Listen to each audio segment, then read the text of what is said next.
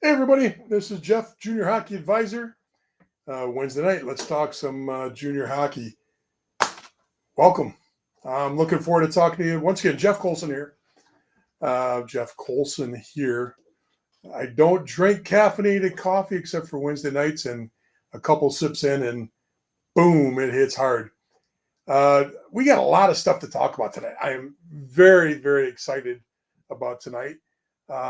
Do me a favor, though, if you're out there and you want to, I would appreciate it if you tell me who you are, where you're watching from, and if you got a question at any point while we're live, please throw it on the chat screen, throw it in the comments, and we'll address it as soon as possible. And if you're watching this on a rerun, same thing. Throw it up there. We review the notes or the comments in the chat daily, and we try to respond to as much of that as we can. Depending on the popularity of the live stream, I was just looking back through some today, and it's been a while since we've had that 1,000+ crowd, but I think as the year goes on, we'll start building back up into those big groups that we've had in the past. With that said, I think part of the reason why our audiences are smaller is sometimes we get off track as far as what our original purpose and intent was. I started this 5+ years ago in response to bad advisors. As a junior hockey owner, as a coach, as a general manager, as somebody that had children coming up through those processes of dealing with those advisors, I realized that there was a lot of bad advisors out there. I watched bad advisors working with my players that I coached or on teams that I owned, or I was GMing. I watched them with my own kids and my relatives, family, friends. And I just decided that we had to do something to get out unbiased information, as unbiased as possible. Let's not think that I am above bias, because everybody has some level of bias. But what I try to do is to give an objective path that takes you down a road where you can self-evaluate at any point, learn the process, and help yourself with or without an advisor. Many of you will end up with an advisor. Some will, some won't. Not that big of a deal to me which path you choose. Talking to two different families today that both chose not to have an advisor. And in both situations, as they're working through the process, because the process includes highs and lows. We all know that. It's junior hockey. It's hockey. They're questioning, should we have an advisor at this point? And then sometimes the answer is yes, and sometimes the answer is no. I'm not here to advocate for or against. I'm here to advocate educating you and letting you make the choice. So what are we going to do tonight? Why is it important? What is the importance of tonight? Tonight, the theme is back to basics. And what I'm going to do is I'm basically going to take some notes off of what we've found successful over the last 5 years. What broadcasts, what information, one-on-one conversations, dealing with parents and players. What are you asking? What are you seeking? And what can we do? Now, what's great about this is when we started doing this, we were the only ones out there doing anything near this. that didn't have an extreme bias. In other words, there were people that said they were news sources. They were really just advisors cloaked as a news source. There were people out there saying that they were an information source, but really were advisors. They were just looking to have a different twist on getting information from people so that they could solicit them for advising. We don't try to have you come on board with this. We always offer, if you need us one-on-one for an hour, we will spend an hour with you. We do charge for that, but that's not the purpose of what we do. We're here as a resource so that you can get educated on this. So tonight, back to basics. I put a list together. I'm going to show you that list right now of what are some of the basic titles. Let me get that up full screen for you. So back to basics, we're going to just try to get through some of these. And what's great about this is every single one of these, there's supporting videos on YouTube or on our Facebook page that you can go to and grab this information. So we're going to talk about understanding structure, and we're going to talk about, from USA Hockey on down, making sure you understand, or if it's not USA Hockey or Hockey Canada, we're going to talk about U18 versus junior, and we're going to briefly talk about these tonight. But like I said, these are idea starters for people that are just getting involved with this. Our audience went from one person to now we're pushing 13,000 people that are on our discussion group. We've got another 9,000 people on our general junior hockey advisor page on Facebook. We got a couple thousand on YouTube, and then you got a bunch of people that follow me, about 5,000 that follow me. All together, that's thousands and thousands and thousands of people. And why that's important is because, or what's important to me is not to forget that everybody usually starts out because they have an issue or they're trying to learn.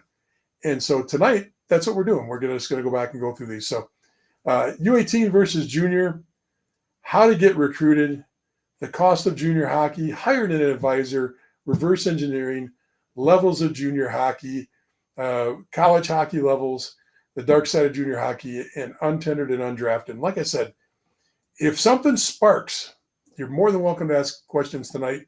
You're more than welcome to jump on and ask whatever questions you want. But at the same time, make sure that you're going on to YouTube or our Facebook page and looking up these videos. Almost all of these are titles of a video that we did. And sometimes what happens is, because that video is aged and it's 4 or 5 years old, people are reluctant to look at them. So maybe maybe I got to just update the videos too. So one way or another, we're going to get there. We're going to work on this together. So let's get back to the discussion, and let's get out of this page and back into just talking about what we're going to, getting into actually what we're doing. Let's talk. Okay, so understanding structure. It's important to know that there are, you could say 2 houses or 3 houses of junior hockey. And if you're going to play, it really is simple to know, if you're going to play NA3HL, NAHL, or USHL, all of those fall under USA Hockey. They fall under, everything is very transparent. You can find the rules on, all your deadlines. You can find the roster rules. You can find how you're going to get reimbursed if you get cut, who can be cut, how it all works, the underage players, visors, everything is available on USA Hockey under the junior section. And it makes life easier if you understand that and understand the hierarchy of not only USA Hockey, that's important. So, USA Hockey is the governing body of those leagues. Once again, USHL, North American Hockey League, NA3HL. When I say there's either 2 or 3 governing bodies, because the sister of that, or the brother of that, or the twin, the mirror copy of that, Hockey Canada, runs everything except for the BCHL, and you can pretty much say Major Junior Hockey is not a part of that either. But Hockey Canada has the ability to control everything in the junior ranks it's non-BCHL, and let's leave the major junior hockey for another day as far as a topic. They all have very, very similar rules. They work, and there's reciprocal rules, so they watch over each other. In other words, if a player leaves a Canadian team and goes to an American team, they protect each other inside that structure. Meaning, if you're going to leave an American team and go to a Canadian team, you cannot sign with that Canadian team until you're released via via USA Hockey to Hockey Canada, and Hockey Canada accepts you on behalf of the other team. Any financial considerations, those two organizations make sure that all financial responsibilities are taken care of. And that's really, it makes life much easier because everything's transparent, everything's above board. What gets into, interesting situations are you have leagues that are non-governing body leagues. What do I mean by that? They used to be called renegade leagues. They used to be called outlaw leagues back in the day. And that's only until probably 4 or 5 years ago, these leagues were called renegade leagues, outlaw leagues, whatever you want to call them, because they really just kind of kicked up, and there'd be 4 or 5 teams that would show up playing on the West Coast. There'd be 4 or 5 teams that would break off from another league in the Midwest. And they did not register through USA Hockey. They just played at the quote-unquote junior level, but they really didn't have a set of governing rules. In other words, because they were governing themselves, a lot of times they'd take really, really young players. You would see rosters balloon up to 35 players. You would see teams that would just disappear and show up 2 weeks later under a different name in a different rink in a different city. These things all happened, and don't get me wrong, some of this stuff has happened in very structured leagues too. But renegade leagues are not the way they used to be. Every league right now that is non-governing body leagues, and that would be the BCHL, the British Columbia Hockey League. That would be the NCDC and its components of the USPHL, which is the Premier and the Elite League. And it would be the EHL. All of those were at one point part of their governing body. The BCHL was part of the CJHL, which fell under Hockey Canada. The EHL and the NCDC were part of USA Hockey at one point, and they chose to go in their own direction. What does it matter? Well, part of what it matters is you have less of an appeal process when you work with a non-governing league.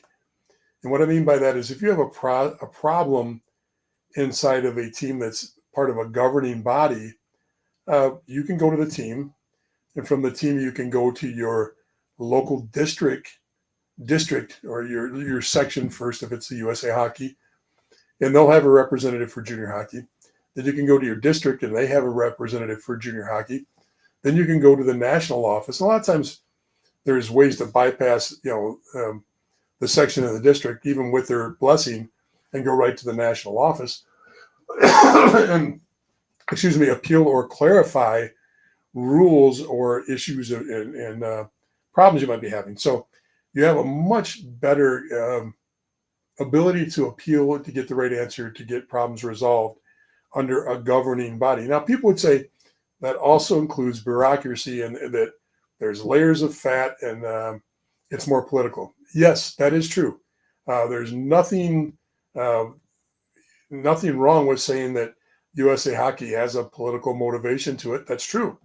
There's nothing wrong with saying that USA Hockey has layers that might be considered layers of fat, or just more layers. I would say it more like that. It's true. But it's still there, and it's still effective, and it still works. It might not be as fast as you want, and it might not always give you the answer you want, but at least it is a process to try to protect you. When I say you, that's the player. They really are not there to protect the family. They're really there to protect just the player. The family feelings don't really come into play in any of these situations. It's about what's right for the player, and if a player was wrong, on how to fix that. So once again, that's understanding the structure. We've got tons of videos out there. We got videos on USA Hockey, how the junior leagues all work, individual junior leagues. Just go onto YouTube. You can find those under Junior Hockey Advisor. Nobody's jumped on and said hi tonight. I know we've got people out there. I can see our tickers, and they all say we've got a crowd, but somebody come on and say hi. Somebody come on and ask a question if you want. Let me know where you're watching from. I'd love to hear from you as we get through this list. So the next one is, and once again, backed by a video, U18 versus juniors. That question comes up, and for a new family, especially that 16 or 17-year-old, sometimes even 15-year-olds, maybe you're playing in a non-traditional hockey market. Maybe you're playing in a traditional hockey market, but you didn't make the AAA team. And there is a NA3HL team and a USPHL Premier team in town, and they're both soliciting you to play for them. Is it better to play U18 even at a lower level, meaning maybe not the best AAA team or Tier 1 team in town? What's the best way to go? Do you play juniors at a younger age? Do you play U18? What about the top end players? You're a really good, U18 or U16 player. You get some offers to play junior hockey. Maybe they weren't the USHL, but you think they're good teams.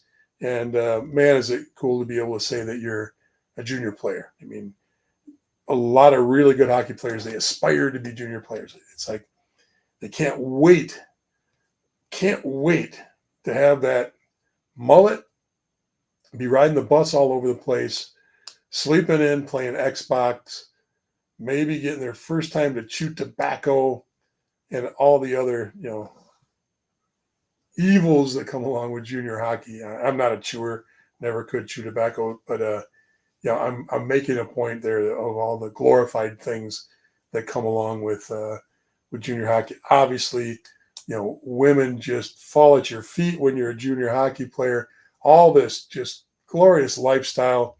Or do you stay at U16 or U18 and ride to games and practices with mom and dad? You put it in perspective like that, and it makes it very, very glamorous to go to juniors. People clamor for those things. But is it better for you? Is it better for you, and do you really gain anything for it? And I'm going to put it in a couple really easy terms. Let's first talk about cost. Unless you're playing in the NAL, unless you're playing in the BCHL, unless you're playing in the USHL, or in most cases the NCDC, you're paying to play. So, remember, USHL, less than 15 teams, NAL, just over 30 teams. That's 45 teams. You got 15 or whatever there is in the BCHL now. I've got these numbers I can pull up in a second. I forget how many teams are up there. But you add all these teams up, there's not that many opportunities at the free level. And then you get into the Premier, the NA3HL, the Premier, the EHL, the USPHL Elite, and you talk about all the Canadian junior leagues that are below the level of free play, which is all the CJHL for the most part. Holy smokes. You got a couple hundred teams there. So you got a lot of players that are paying to play hockey. Well, if you're paying to play hockey, what's cheaper? Is it cheaper to play U18 or is it cheaper to play juniors? In most cases, especially in the States, it's drastically cheaper, even because remember, you're usually throwing a billet fee on it too. Drastically cheaper to participate at U18 hockey. It's just cheaper. Is the play better at U18? Well, it's perspective again, and it's also related to what team you're on. If I'm playing on what used to be the HPHL or a Beast team or one of the better Tier 1 elite teams, holy smokes, there's teams out there that have half their roster or more that are going to play in Division I college hockey. They're going to play in the NAL. They're going to play in the USHL. Of course, that's a real competitive level of play, and it's good to play at that level. There's good coaching. The rosters are also about 20 players. You don't get over 20. You get a couple goalies. You get 6, maybe 7D. You get 4 lines. So 4 lines at 12 players, 7D. You got 19. You got 2 goalies, maybe 21 players. So let's round off to 20, 21, right in that range. Tier 3 junior teams can have 25 or 30 players. You get a certain amount that are protected on the roster, and then usually have some players that are injured, floating around, or are practiced with the team every day but aren't rostered with the team unless they're needed. So, you're going to get less time in practice because there's more bodies on practice. They dress more players for games, and across the board, U18, the intention is most players play a hefty part of the game. Don't get me wrong, it's not equal and it's not meant to be equal. There are going to be kids that get more ice time than others. In juniors, there are kids that sit on the bench in the middle of the bench and don't see the ice. There's kids in the stands every single game that aren't dressing for games. So that's a decision that you really got to be careful on, is what is the best way to go about it? Is it best to play U18 or juniors? Once again, love to hear from you. If you're out there and you want to throw a comment up, I would love to see your comments. I would love to know who's out there. I'll just go through a few of them as we're speaking. Matt, good to see you. Thanks for coming on. Here's a good one. Go Blue. Appreciate the video. Great info and help navigating through the confusion of the league's rules, etc. Hockey Dad. Go Blue, Hockey Dad. I'll be there.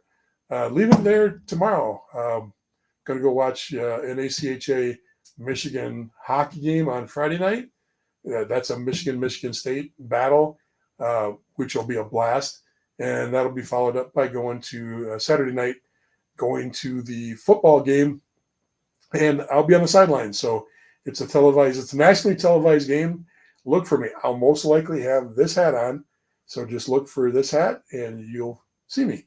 So look forward to the weekend. It'll be a lot of fun. So thanks, Hockey Dad. Troy is on. Troy says, where's Mike been? We covered this last week, Troy. Mike is taking a different role within junior hockey that's taken up a lot of his time. And, his focus has changed a little bit. And we'll see if we get Bloomer back at some point. I can't promise that. But once again, he's now working as a general manager for a team. And he's still coaching 2 teams in Chicago. He's still the director of player development for Lone Star, and he's now the general manager of their NA3HL team. He's got a lot on his plate. So we'll as the year goes on, we'll see if we get Mike back. But right now, it's me, and who knows? Maybe we'll start getting some people to try to help fill that Bloomer void in the meantime. So, man, Bloomer's popular. Got another one popping up here. Where's Bloom? Hopefully I answered that too. All right. Another one coming up says, watching from Tampa, I have a 17-year-old who is in his second year of juniors. Thought it was best to get out of Florida to pursue hockey in Minnesota in the USPHL. Now hoping to move up to the NAHL. Well, good luck. I appreciate you coming on and telling us about the story. And very, very good luck this year and moving forward, moving up to try to get into that NAHL situation. That is the majority of people that are trying to climb the ladder are trying to get to the NAHL. The USHL, 13, 14 years old, most people have an inclination if they're, in that realm or not. And then everybody else is trying to get up to whatever the highest levels are. Let's see what we got else to. Just recently found your Facebook page and videos. It's been really helpful while going through the hockey journey. Well, I'm glad to hear that. Appreciate it. Sean comes on. He wants to know about the updates. Major junior situation in NCAA. Still rumor. Now today I saw some highly credible sources talking about Muskegon, Erie, Saginaw, especially talking about Erie and talking about Muskegon. All those are USHL teams. and about conversations they've had about moving over to the OHL. Uh, Boy, oh boy, that doesn't really seem to make much sense if you move to the OHL. If you're Muskegon, it might help because that would give you 4 OHL teams that are in really close proximity, even 5, because you'd have Sarnia, you'd have Windsor, you'd have Saginaw, you'd have Flint, and you'd have Muskegon. Their travel schedule would be awesome for players. Their budget would be better. So moving to the OHL for Muskegon, and even Erie might make sense when it comes to just the practical business logistical side of things. As far as the competitiveness, absolutely would be a bad move because you're just, no matter what, the USHL is what it is because of proximity, because of relationships that would take the OHL and the Western Hockey League years to catch up to on the D1 side. And because remember, every one of the coaches in the USHL, they've got these long trust-built relationships with all the different D1 programs and a lot of the D3 programs. There's a lot of reasons why that would be a bad move to move, except logistics and business-wise, it might be a great move. The other side of it too is if Muskegon did move into major junior hockey and played in the Ontario Hockey League, now OHL fans travel better than USHL fans. What do I mean by that? You hear about this in football. Their fans travel well. You hear that a lot in D1 football. Michigan as a university, you hear that. Their fans travel well. You hear Ohio State fans travel well. Texas, holy smokes, at the Texas-Michigan game this year, Texas fans travel well. They probably had 20, 25,000 people out of the 110,000 people in the stadium or more were Texas. And it was great. As a Michigan fan, it was cool to see all those other people from a really, really good quality program. Muskegon would get better attendance because those other programs in the OHL, they travel well. They've never been to Muskegon. They'll travel to see that. And hopefully Muskegon fans will travel. What's interesting for those of you that don't know that, Muskegon, Flint, Saginaw, those are all the old cities from the IHL, the International Hockey League, back in the day. And there are still a lot of people that like that IHL battleground and those rivalries. And resurrecting some of those might be really cool, even if it happened inside the OHL. I'm not a fan of them leaving, but I get it, and I understand if it does, Sean. That's all I got. I'll keep you up to date if I see or hear anything else as we move on. Let's see, what do we got next? Lori comes out and says, for us, travel would have been the same cost as juniors. He gets a month worth of travel ice in 1 week of VHL. So travel would have been the same cost as juniors. I get that. He gets a month's worth of travel ice time in 1 week in the EHL. Get it? Once again, wasn't really pushing anything except for the basic structure. 9 times out of 10, it will lean towards U18, especially when you start talking about scouting. Remember, the EHL does not have 33 null coaches watching every game. You go to high-level showcases from the Beast. You go to showcases inside of the Tier 1 Elite. You're going to see many, if not most, of the null and some of the USHL there. You won't get that if you're playing in Tier 3 junior hockey. That just is one thing you give up. You'll get some, but not much, okay? Juicy just gives me a thumbs up. I guess that's good. I'd like to see that. All right, let's get back to the topics as we roll through. Thank you so much for everybody that's participating tonight. Good to see or hear from you, and I know I've got a few more to get to that I'll try to get to from the other platforms that we're collecting chats from. So we were talking about that. Now let's just move on to that list, and I won't bring it up again, but let's jump into hiring an advisor. There are numerous videos on this. I even have, if you want it, put it up in the chat right now. If this is something you want me to do, I've got a real nice course It's part of our teachable course, where you go through and it teaches you how to choose and select the right advisor, and goes through all the different areas of hiring an advisor. There is a ton of things to think about when hiring an advisor. First of all, do you need an advisor? What are you going to pay for an advisor? What outcome do you expect? What is what's the cost involved? What do you really get for that money? What are your expectations? What are your goals? What can they do what can an advisor do that you can't do? Now, there are people out there that I think are the most amazing advisors around. I talk to a lot of them, and they're good guys. Uh, there are a lot of advisors out there that I wished I could just. It's like, when somebody cuts you off, how you just wished you had the oldest, most beat up tank, and you could just run cars off the road and say, "Ha! If you're going to be an idiot, I just want to run you into the ditch, ruin your car, so you can never drive again." I don't drive like that all the time, but there are times where I feel that way. I think most of us get that feeling sometimes. Being in the hockey industry, I feel that way about bad advisors. I wished I had a tank. I'll just leave it at that. I just wished I had a tank. And if I had a tank, I could fix a lot of the problems in our sport. Just give me a tank and let me go driving and searching for bad advisors. And what do I mean by a bad advisor? I'll give you some of the things that I don't like about bad advisors.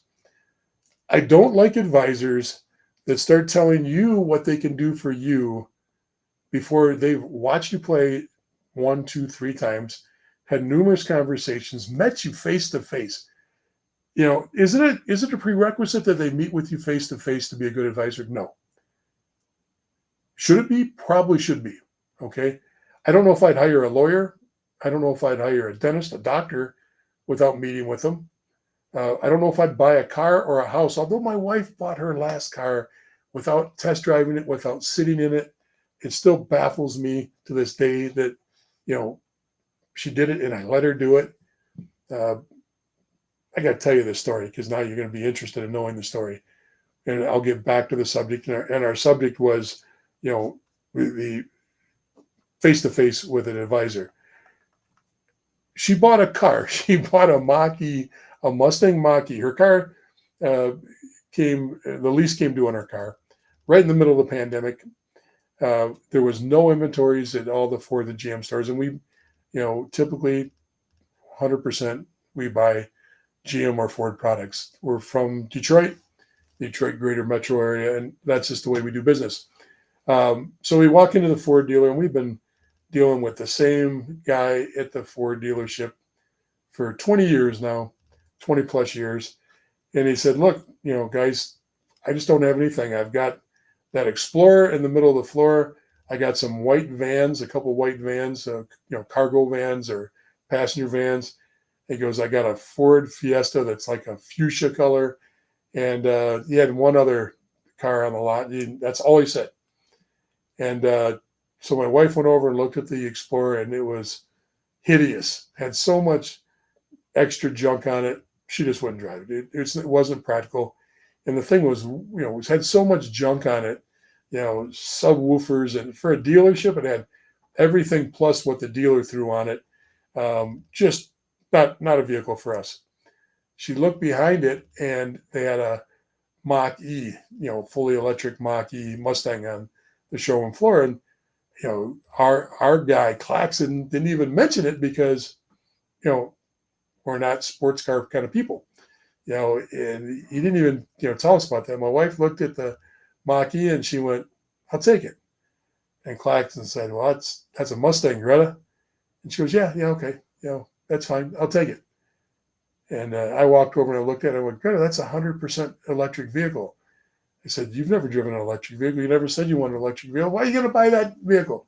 She goes, "I don't know. I just want it. I'll take it." She didn't sit in it. She didn't test drive it. She just saw it and said, "I'll take it." So we ended up getting now it's been a good purchase. She made a good purchase across the board, and she enjoys it. But I just had to throw that story in there.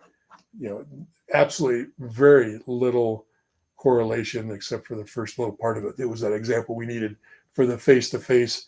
But from there on, it just went off the rails. And I'll get back on subject now.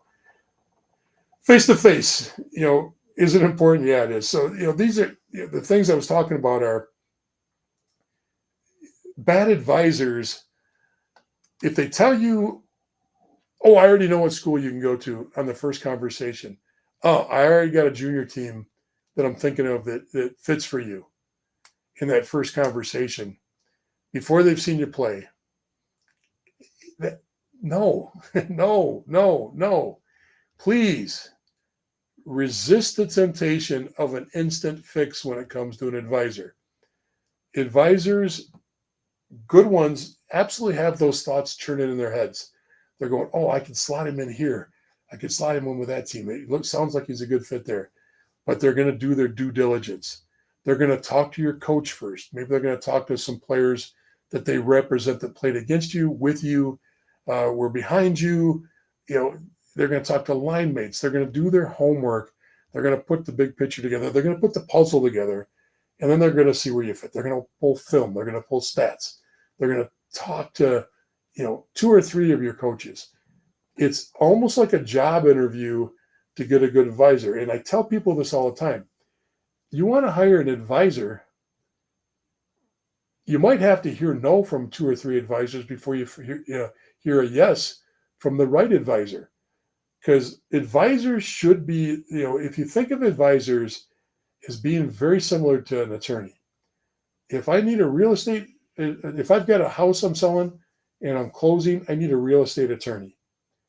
If I've got an accounting issue that's going to, I'm going to get audited, I need a tax lawyer. Okay. If I've got a marriage issue, I want a family lawyer. Okay. If I need a will, I need a family lawyer. If I'm going to court and it's a criminal proceeding, I want a criminal lawyer. I want a lawyer to fit me. Every player is different. Position-wise, they're different. Size-wise, they're different. Education-wise and what their goals and aspirations are different. Speed is different. There's so many variables. There are great advisors that only focus on prep. They're very good at taking a kid and getting him into the right prep school. And they're pretty darn good at getting him out of prep into a Division I school. But they're terrible at Tier 3, or they're terrible at the USHL, or they're terrible with the BCHL. I know guys that are super, super good on Western Canada players and getting them placed in the appropriate American program or in the BCHL or the Western Hockey League, wherever. They're just really good at focusing. They know the talent, they know the market, and they know their space. I would never send one of the guys that are in Boston, they're looking for Tier 3 hockey, to one of those guys that are really good with Western Canada players. It just doesn't make any sense. So when you're hiring advisors, you really got to know what you're looking for. And that is by asking questions and getting to feel their client base. You got a good advisor when their client base are playing in the same. You see multiple players on the same team. That's usually a good sign. That's not a bad sign. You see multiple players in the same league. That's a good sign.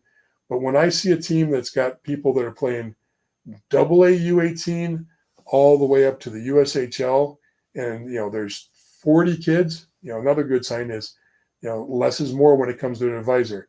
A lot of times the reason why they say no to you is because you're a 2005 or 2006 player, AAA defenseman, and they go, sorry, I've already got 2 AAA right-handed defensemen. They don't want to compete against their own players. They're trying to get those guys placed. They bring you on. Your competition for them, their competition for you. It's not a good fit. I let an advisor represent my son one time, one of my kids. The advisor sent him to a team to skate with him during the regular season, along with 4 other right-handed defensemen. So really, it didn't do my son a darn bit of good because he was competing against the same stable of, there was a total of 6 guys there. They were all from the same advisor. Now, either the advisor's got to, select one of his children to be his favorite child. And so then it becomes political. It's no longer he's advocating for you as his top student. He's advocating for whatever one he thinks he can get placed on the team. And yeah, he might look good because at the end of the day, he gets one or two defensemen on that team, but he's got 4 really pissed off or 5 really pissed off players and parents because they didn't get chosen because he brought too many people to the team. And that was a regular season. That wasn't even like it was a camp or a pre-draft or even a main camp going into the season. So anyway, enough with that. Hiring an advisor, it's extremely important to do your homework on that and know what you're doing. I bring that up because we got plenty of videos out there. DM me if you got any questions of what type of advisor to hire and how to go about it. I'll be glad to try to steer you towards some information to help you a little bit.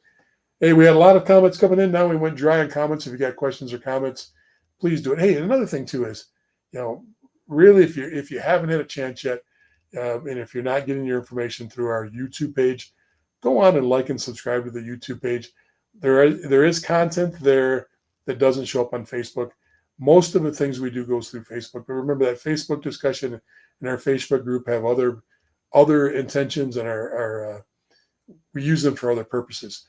Discussion is a lot of question and answer. A lot of times, our video content just scrolls right by because we'll put a video up and there'll be 4 or 5 other things that pop up, and people don't always look up at the top to see what's been tagged on the top. Make sure you get yourself covered. Jump onto YouTube, like and subscribe there. You'll always get our video content, and you'll know what's going on with the latest. So watching the time here to make sure we got time to talk about a couple more subjects. This is a really big one. If you're new to this is really important. After I get a sip of coffee, pure caffeinated black coffee that I drink once a week. I told by the doctor not to drink coffee anymore, but I splurge on game night. For me is Wednesday night on the live streams. What does the cup say? Chat just came through. It's a pilot thing. It's Sporties is like Howie's tape in hockey, and if you're a pilot, Sporties is the brand where you go to get all your little piloting. Pardon my French. Your piloting shit. You buy it at just like you buy it from Howie's tape. You buy all your stuff at Sporties. So that's what it means. So nice comment on that one. All right, this one's important. Reverse engineering. What does that mean? It's a phrase that I've been using in hockey for 20 plus years. You'll hear other people starting to use the phrase and actually use the technique more and more. I don't think I invented it, but I've been an advocate of it, and I probably am one of the louder voices out there that have been saying utilize reverse engineering anytime you're trying to figure out where you want to go. And what that means is it's pretty simple. Instead of saying I'm playing U16 or U15, where am I going next year? I got to get in the best situation for next year, and trying to look forward on things. Go to the end of the road and say, where do I want to end up as far as the college goes? Pick and choose the college or colleges. You can use more than one if you want, and work backwards on how their team was assembled. In other words, if I want to go to the University of Michigan and play hockey, I want to go to Elite Prospects and pull up the University of, or go to the University of Michigan website, and I want to pull up their roster, and I want to research all those players, and I want to know where they came from. What junior programs did they come from? After you get past the fact that 50% of them came from the National Training and Development Program, set that aside and see what other programs you're going to find at the Big Tens and the big boys. Where the big boys, it's the North Dakotas, the Minnesotas, the Providence, the BCBU, Michigan, Notre Dame. You get the drift. The usual suspects. Those teams, it's pretty easy to figure out where 95% of their roster comes from. They're going to come from the National Training and Development Program, especially University of Michigan, BC, and BU, boom, they get a ton of those kids. After that, and remember, there's going to be quick turnover with those kids because a national training and development kid rarely plays 4 years of college statistically. If they're a high draft pick, they play 1, 2, maybe 3 years of college, and then boom, they're on to play pros. And a lot of times they're making the jump right to the NHL. But the rest of the kids are coming from the USHL for the most part. Reverse engineering allows you to build all the way back down to as far as you want to, all the way back down to U16 if you want to, U15 if you want to. And then it gives you an idea of, okay, geez, there is nobody that played at the level my son is at now at the University of Minnesota. They all played in this league over here, or they all did this over here. And at the University of Minnesota, you're going to find a lot of them played Minnesota high school hockey because, Minnesota, really tends to pick a lot of Minnesota boys up or young men up for their program. So it's not a bad thing. Just reverse engineering, you'll find out that you're not getting a lot of Boston kids playing for the University of Minnesota. You're not seeing too many kids out of Florida play for the University of Minnesota. They've got their talent pool right there. They're tending to pull from there. That one makes it easier when you're talking about reverse engineering because you can see where the flow is real easy. What it also does is it shows you how to gauge the leagues inside of college hockey. Even though there's, multiple levels, five maybe, as I count them, of the different leagues of college hockey, there's drastic differences between different leagues. For example, the Atlantic is, a Division I league, and if you don't know that, that's RIT, Mercyhurst, Holy Cross. It's got Niagara's in there, Canisius is in there. For the most part, and there's a few I'm missing. Air Force, Army, they play in this league. All D1 schools, all have a full cadre of scholarships. You rarely see a Division I player coming out of that league that gets drafted into the NHL. Virtually zero players get drafted. Doesn't mean that a player won't leak through and find a way into the NHL, but it's usually a path outside of the draft process. Converse that to the Big Ten or the top end of the Big East. You're going to see a lot of, you look at rosters in the Big Ten, you pull them up on Elite Prospects, you'll see the little NHL symbol of the teams. If they're drafted by Vancouver on the roster, it'll have a little Vancouver emblem. It'll have a Detroit emblem. I can probably pull that up and show that to you fairly quickly just so you get an idea what I'm talking about, because sometimes it's easier to give you a visual than it is. So let's pull up a roster. And since I've already talked about Michigan enough, let's use North Dakota. University of North Dakota. I'll pull that up. And then I'll share it with you.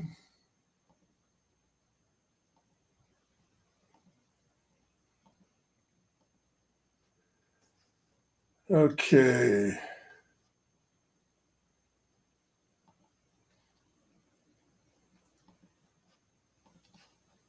Just give me a second. It should pop up here in a second. Don't know why it's not popping up. Let's hit stop sharing and start it over again. So we'll share it. There it is. There it is. And there it is. Okay. So this is the roster. Let me expand it up for you here. This is North Dakota's roster. And all I'm talking about is if you see on the right side next to their birth year, you've got the Rangers, you got Columbus, you've got Vegas, the Islanders, Chicago, Detroit. You just look at that. Those are all the kids that are drafted players. I can go through the whole Atlantic, and here's a way to do it. I'll just go over here and I'll put Atlantic in.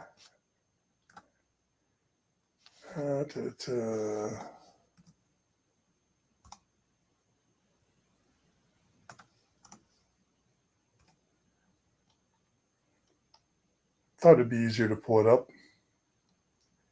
Let's just do the NCAA. I'll get to it one way or another.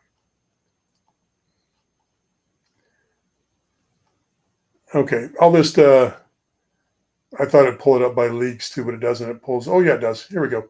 So here's Atlantic hockey. If I get into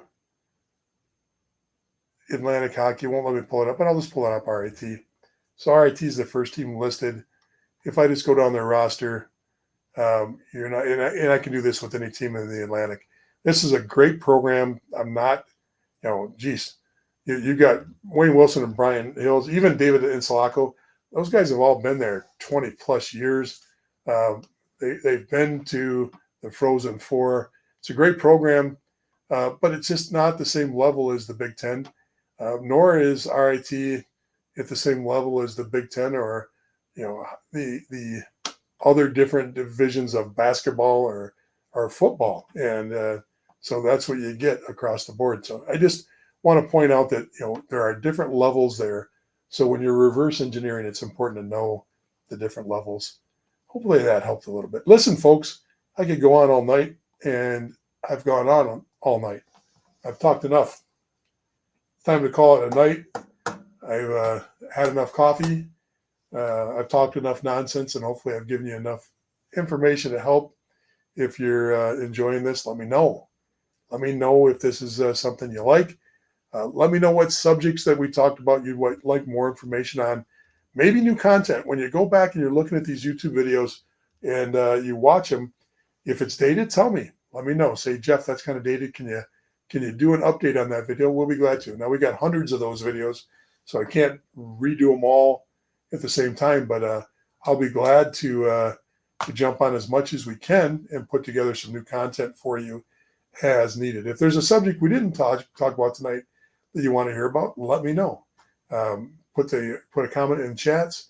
If you don't want to put it in the chat, then give me a call or DM me. I'll be glad to jump on and do whatever I can to help you out on that. Folks, thanks for bearing with me tonight. Thanks for sticking with it, and hopefully this helped. I'm going to jump off now. Have a great night, and thank you so much for joining us on a Wednesday night to talk